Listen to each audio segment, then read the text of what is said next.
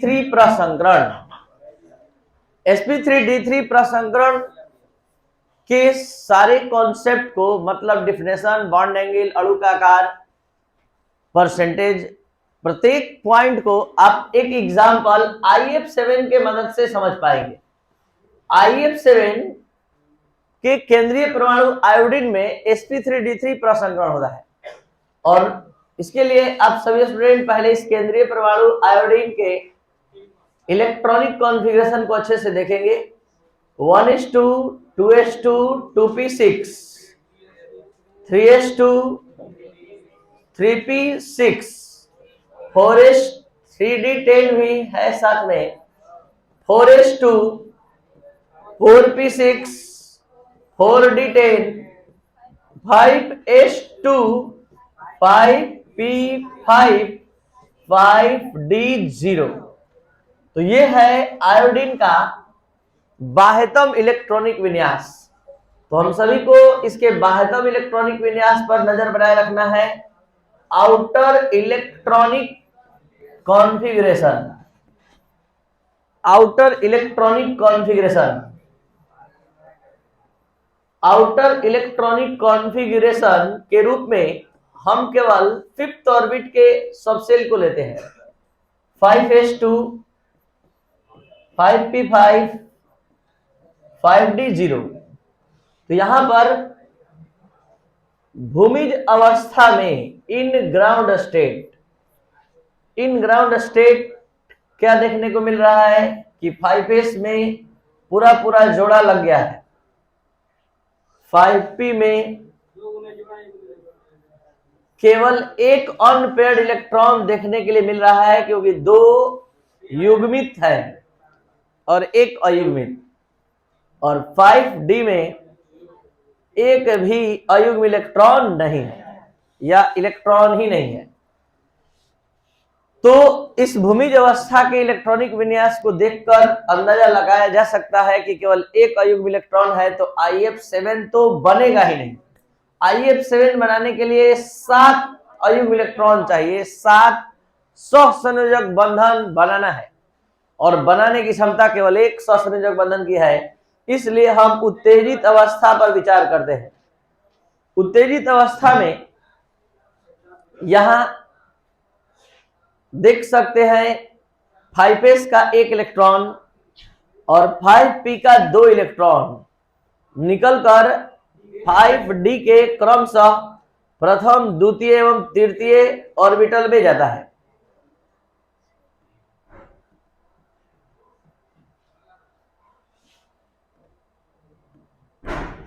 तो ये यहां से इलेक्ट्रॉन निकलकर नया आया हुआ इलेक्ट्रॉन है, यहां से और यहां से, और इस तरह 3 नए अयुग्म इलेक्ट्रॉन के और ऑर्बिटल बढ़ गए। तो यहां पर आप देख सकते हैं टोटल 7 की संख्या में अयुग्म इलेक्ट्रॉन के ऑर्बिटल है। ये 7 ऑर्बिटल अब प्रसंकरण में भाग लेने जा रहा है। प्रसंकरण में 7 ऑर्बिटल, जिसमें से एक 5s का है, 3 5p का है और 3 5d का है, ये सब अब प्रसंकरण में भाग लेगा और प्रसंकरण के उपरांत ये 7 नए प्रसंगित ऑर्बिटल का निर्माण करने जा रहा है। तो ये है 5s, ये है 5px, ये है 5py, ये है 5pz, ये है 5dz²,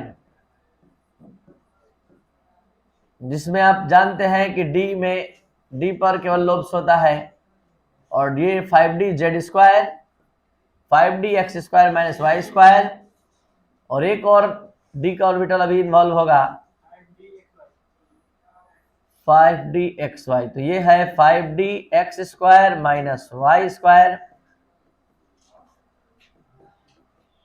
इलेक्ट्रॉन की संख्या टोटल कितनी है? 7 है, और ये एक 5s का है, 3 5p का है और 3 5d का है। इस 7 ऑर्बिटल का अंतः मिश्रण होने जा रहा है और ये 7 ऑर्बिटल अंतः मिश्रित होकर 7 sp3d3 प्रसंगित ऑर्बिटल का निर्माण करते हैं। आज अंतिम बार आप टोटल हाइब्रिडाइजेशन के विचार को हर टाइप के प्रसंकरण को और उसके बॉन्ड एंगल को लास्ट बार आज समझने जा रहे हैं। ध्यान से अच्छे से इस फिगर को, इसके मतलब बॉन्ड एंगल को माइंड में आप सेट कर लें। जब sp प्रसंकरण पढ़ रहे थे तो दो प्रसंगित ऑर्बिटल बना था, दोनों के बीच इलेक्ट्रॉनिक रिपल्सन को कम करने के लिए एक दूसरे को 180 डिग्री पर एडजस्ट किया था और अणु का आकार रैखिक। जब sp2 पढ़े तो 3 sp2 प्रसंगित ऑर्बिटल का निर्माण हुआ और तीनों के बीच का बॉन्ड एंगल 120, अणु का आकार त्रिभुजाकार। जब sp3 पढ़े तो 3 डायमेंशनल फिगर था और इस 3 डायमेंशनल फिगर को एडजस्ट करने के लिए ये एक दूसरे को 109 डिग्री 28 मिनट पर एडजस्ट किया और अणु का आकार चतुष्फलकीय। जब sp3 पढ़े sp3d तो दो तरह के बॉन्ड एंगल का निर्माण हुआ। कुछ बॉन्ड एंगल 120, तो ये 120 वाला है, और दो सभी के साथ 90, तो त्रिभुजाकार द्विपिरामिडीय संरचना का निर्माण हुआ। ये आप देख सकते हैं। तो त्रिभुजाकार द्विपिरामिडीय ये है। और अब कल पढ़े थे sp3d2 जिसमें 6 प्रसंगित ऑर्बिटल था। ये 6 प्रसंगित ऑर्बिटल एक दूसरे को 90 डिग्री पर एडजस्ट करते हैं। ये रहा 4 प्रसंगित ऑर्बिटल, ठीक है, और 2 प्रसंगित ऑर्बिटल में से एक ऊपर और एक नीचे इस तरह से एक दूसरे को एडजस्ट करता है और सबके बीच बॉन्ड एंगल आबद्ध कोण का मान 90 डिग्री होता है, जो आप देख सकते हैं 90 डिग्री का आबद्ध कोण। और अणु का आकार अष्टफलक था। ये 1 फलक, 2 फलक, 3 फलक, 4 फलक, 4 ऊपर और 4 नीचे, इस तरह अष्टफलक की संरचना। आज 7 प्रसंगित ऑर्बिटल हमारे हाथ में है। ये सभी sp3d3 प्रसंगित ऑर्बिटल है। सभी में एक एक अनपेयर्ड इलेक्ट्रॉन है। ये एक दूसरे के बीच के प्रतिकर्षण को कम करने के लिए पंचभुजीय द्विपिरामिडीय आकार में व्यवस्थित होता है, यानी 2 तरह के बॉन्ड एंगल का निर्माण करता है। कुछ बॉन्ड एंगल 72 डिग्री और कुछ 90 डिग्री का होता है।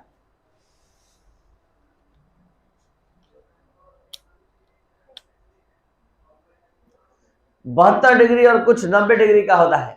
तो यहां पर आप देख सकते हैं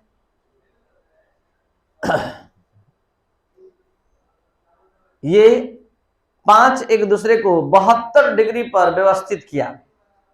72 डिग्री पर इस पांचों को अगर मिलाए तो आप समझ सकते हैं पंचभुज का निर्माण होगा। पंचभुज मिलाइए, पंचभुज बनेगा। और एक पिरामिड नीचे और एक पिरामिड ऊपर, और इस तरह से आप सभी स्टूडेंट देख सकते हैं पंचभुजीय द्विपिरामिडीय। ये पंचभुज यहां बनेगा मिलाने पर, और एक पिरामिड नीचे और एक पिरामिड ऊपर। तो पंचभुजीय द्विपिरामिडीय संरचना आप देख पा रहे हैं।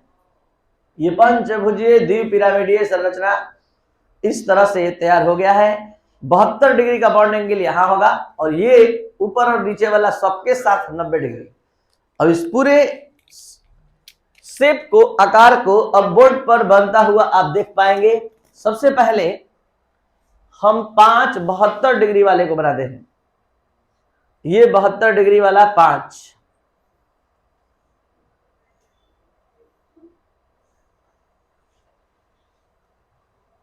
ये 5 72 डिग्री वाला है जिसका नाम है sp3d3, ठीक है। और 2 90 डिग्री वाला ये रहा, 90 डिग्री वाला, ये 90 डिग्री वाला है। अब ये आयोडीन है जो अपने आप को तैयार किया। अब यहां आना बाकी है किसको? फ्लोरीन को। और फ्लोरीन का 2pz1 वाला ऑर्बिटल, 2pz ऑर्बिटल यहां आकर अतिव्यापन करेगा। तो बारी बारी से ये अतिव्यापन होगा। अभी फिलहाल आयोडीन यहां तैयार हुआ, अपने आप को तैयार किया, और इन सभी का नाम है sp3d3। अब यहां 7 प्रसंगित ऑर्बिटल बारी बारी से, जो ये 7 प्रसंगित ऑर्बिटल आप देख पा रहे हैं, ये फ्लोरीन के 2pz से अतिव्यापन कर पाएगा, ठीक है। तो यहां पर एक एक फ्लोरीन का p ऑर्बिटल आकर अतिव्यापन करेगा, और अतिव्यापन करने के बाद IF7 का निर्माण होगा। और अब जोड़ा लग जाएगा, क्योंकि एक एक इलेक्ट्रॉन ये लाया है और एक एक इलेक्ट्रॉन फ्लोरीन लाएगा। और इस तरह से ये है I, ये है F F F F F F F IF7। अब इसका ओरिजिनल स्ट्रक्चर आप यहां देख पाएंगे, ये है आयोडीन,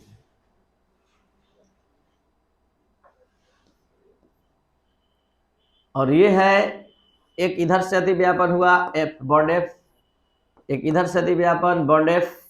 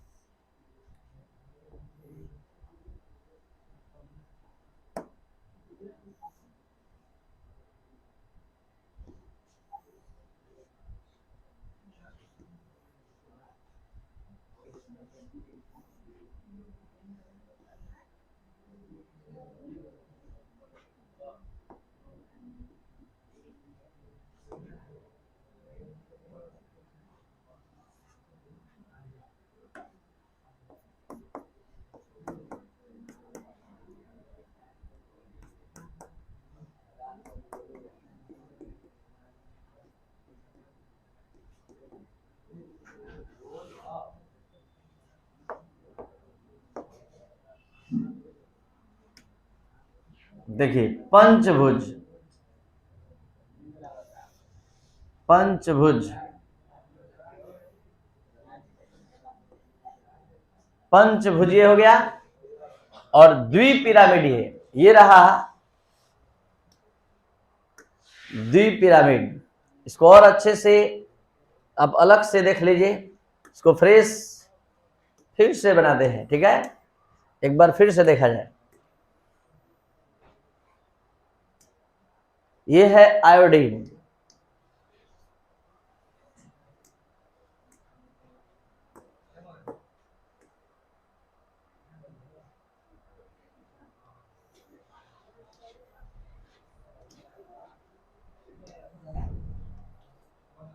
ठीक है।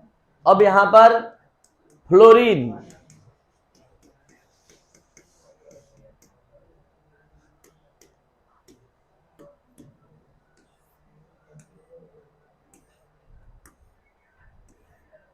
ये बन गया पेंटागन, और दो, एक ऊपर बाइपिरामिडल, ये यहां से बाइपिरामिडल, दो तरह का बॉन्ड एंगल आप देख लेंगे, यहां का बॉन्ड एंगल और यहां का बॉन्ड एंगल 90 डिग्री।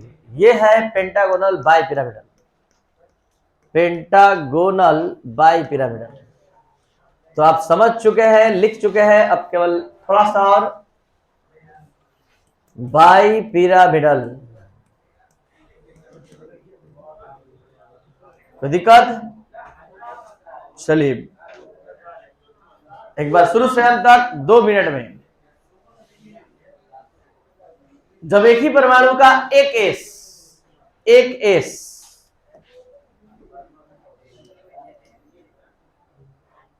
3p और 3d ऑर्बिटल आपस में अंतर मिश्रित होता है तो 7 नए sp3d 3 प्रासंगिक ऑर्बिटल का निर्माण होता है। sp3d 3 प्रासंगिक ऑर्बिटल का निर्माण होना ही sp3d 3 प्रसंकरण कहलाता है। इस प्रकार प्रसंकरण में 2 प्रकार के अबंध कोण का निर्माण होता है, कुछ बॉन्ड एंगल 72 डिग्री का, कुछ बॉन्ड एंगल 90 डिग्री। 5 प्रासंगिक ऑर्बिटल एक दूसरे के साथ 72 डिग्री के अबंध कोण का निर्माण करते हैं और 2 सभी के साथ 90 डिग्री का। इस प्रकार के प्रसंकरण को पंचभुजीय द्विपिरामिडीय प्रसंकरण भी कहते हैं बल्कि। और प्रत्येक sp3d3 प्रासंगिक ऑर्बिटल में 14.28% s एवं 42.84% p और 42.84% d लक्षण होता है। इस प्रकार का प्रसंकरण प्रदर्शित करने वाले केंद्रीय परमाणु कणु का आकार पंचभुजीय द्विपिरामिड। तो ये था आपका प्रसंकरण और प्रसंकरण का प्रकार जो आज समाप्त हुआ।